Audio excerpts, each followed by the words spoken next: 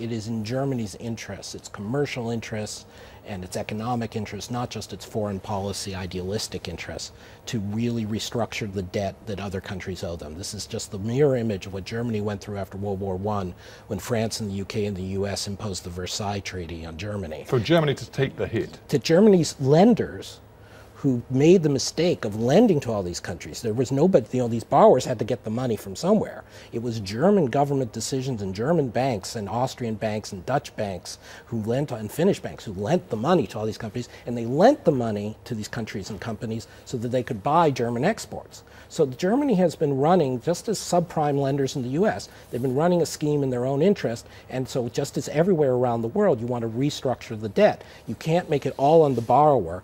There has to be some moral hazard allowance for the lender to take the hit. Sure, but if you prop up, you're propping up for an indefinite period. The Economist magazine ran a cover just the other day, I'm sure you saw it, suggesting that Angela Merkel is reaching a point of decision where she may look at the balance of the equation when it comes to risk and pain and decide it is less long-term risky and painful to supervise a breakup of the eurozone than to continue down the path of trying to keep it together. And that would be a very ill-advised move on the part of anybody looking after Germany's interests if they were to do that. It's pure political pandering to pretend otherwise.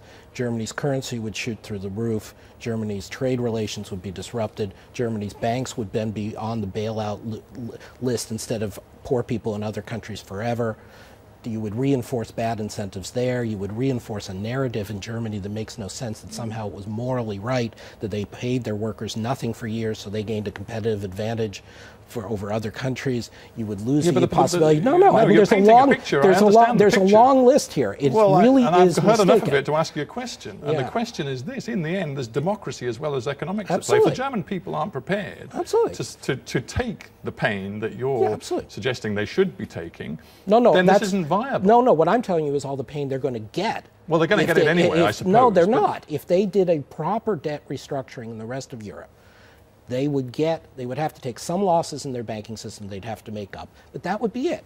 Trade would go on, exports would go on, the losses would be much smaller, there would be growing markets around them, there would be political stability, their currency wouldn't appreciate in a ridiculous way, their banks would actually be disciplined and would function better. You're right, but frankly, Germans may not believe those assurances. No, that's a fair point, Stephen. And just a final question on this, because I want to discuss America before we finish. Just a final question on Europe. Mario Draghi, the boss of the European Central Bank, has said all summer that the ECB will do whatever it takes to ensure stabilization, stability in the eurozone. Is that credible? I wish they'd get on with it if that's what they're going to do. The problem for me, and this goes back to what you were saying about politics and what we were saying about my differences with Governor King on the role of central bankers. I don't think the ECB has any business saying there are risks to the eurozone, but we're going to hold off responding to them until we see the fiscal measures or the political measures we like. There are interest rates in Spain and Italy on their government bonds and shutdowns in these bond markets. They're just completely unjustified by the economics and are undermining the eurozone as well as the world economy. The ECB should be intervening to deal with them. Just one last thing, Stephen, on your political point. As I said to you, it's not about economics. I don't want Mario Draghi making the decision. Angela Merkel is perfectly free. Chancellor Merkel is an elected official. She has every right to say she's not going to bail out those countries. When all I'm saying is from the economics, it would be a self-inflicted wound of huge proportions on Germany to do that, and I would hope she would rather explain the truth to her people than just pander to them.